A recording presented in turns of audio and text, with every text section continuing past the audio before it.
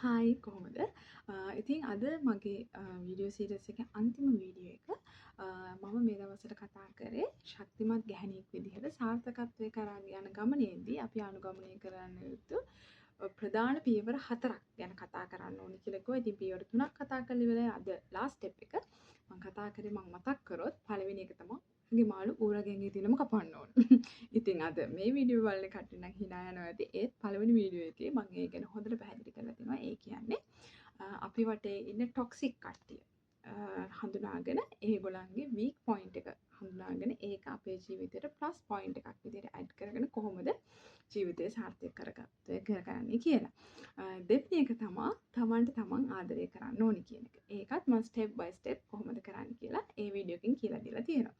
ඊට පස්සේ තුන්වෙනි එක තමයි මේ මොහොතේ ජීවත් වෙන්න ඕනි කියන එක. ඒකත් ලොකුවට නෙමෙයි ස්ටෙප් බයි ස්ටෙප් කොහොමද අද දවස ප්ලෑන් කරලා ඒ ප්ලෑන් එක තුලින් අද අපි ජීවත් වෙන්නේ කොහොමද සතුටින් මේ මොහොතේ ජීවත් වෙන්නේ කොහොමද කියලා මම කියලා දීලා තියෙනවා.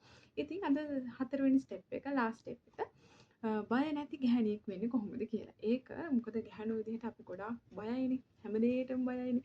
ඉතින් බය නැති ගැහැණියෙක් විදිහට කොහොමද ජීවත් වෙන්නේ කියලා තමයි දැන් කියන්නේ.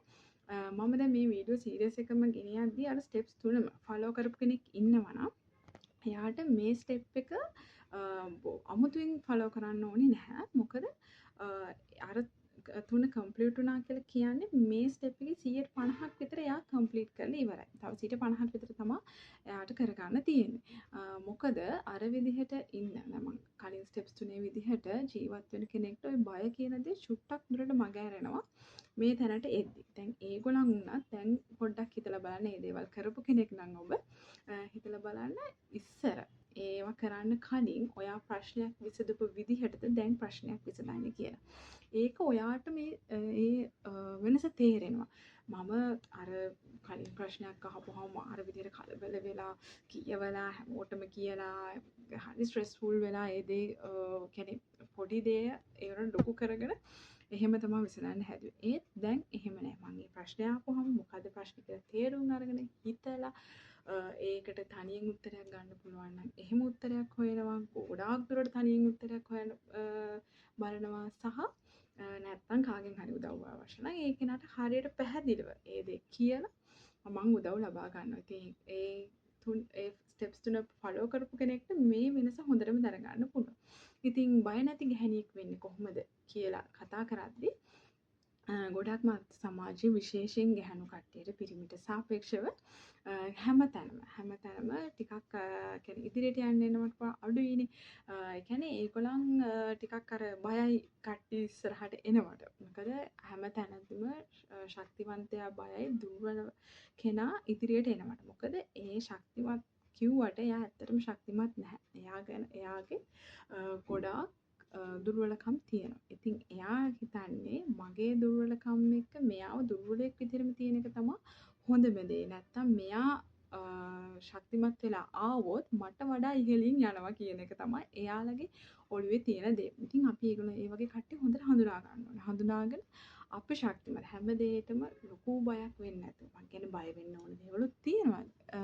ඒත් ලොකුවට ඒ බය හිතට ගන්න නැතුව හොඳට හිතලා හොඳට විනාඩි 5ක් අරගෙන ඒ දේ ගැන හිතන්න.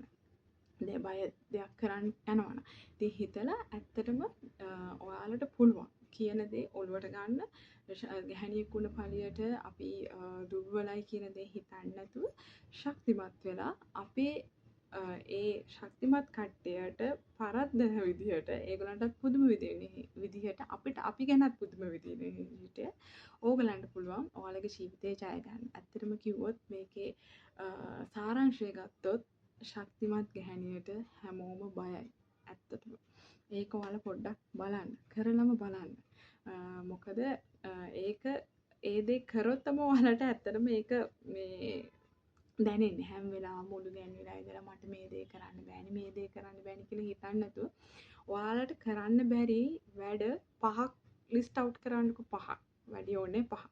ඒකෙන් එකක්. ඒකෙන් සාමාන්‍ය ඔයාලට හිතන ලේසිම වැඩක්. ඒ පහනුත් ලේසිම වැඩක් තියෙන්න එපා අනිවාර්යෙන්. ඒ ලේසිම වැඩේ ඔයා කරලා ඒකට හොඳ ප්ලෑන් එකක් ඇතුව හොඳට හිතලා මේ දේ මම කරනවා මේ දේ කරොත් කරන්න පුළුවන් කියලා වගේ හිතලා ඒ දේ කරලා බලන්න අනිවාර්යයෙන්ම ඔයාලට කරන්න පුළුවන්. එතනින් පස්සේ අර 4 ඔයාලට nothing. ඒ ඇත්තටම ඒ කියන්නේ ඔයාලගේ භාෂාවෙන් කිව්වොත් nothing. ඒක ඔයාලට පළවෙනි දේ ඔයාලට සාර්ථක කරගන්න මාසයක් ගියා නම් ඉතුරු 4 ඔයාලා මාස 4ක් නෙමෙයි මාස 3ක් ඇතුළත අනිවාර්යයෙන්ම ජය ගන්න පුළුවන්. ඉතින් මේ වීඩියෝ සීරීස් එකත් එක්ක රැඳී සිටියට ඔයාලට ස්තුතියි. මම ආරාධනා කරනවා මේ ස්ටෙප්ස් 4ම ෆලෝ කරන්න කියලා. ෆලෝ කරලා ශක්තිමත් ධෛර්යවන්ත ගෑණියෙක් වෙලා සාර්ථක ජීවිතයක් ගත කරන්න කියලා සාර්ථක දියුණු වෙච්ච ගැහණියෙක් විදිහට සමාජයට යන්න කියලා අන්තිමට මම කියනවා ශක්තිමත් ගැහණියට මුළු ලෝකෙම බයයි.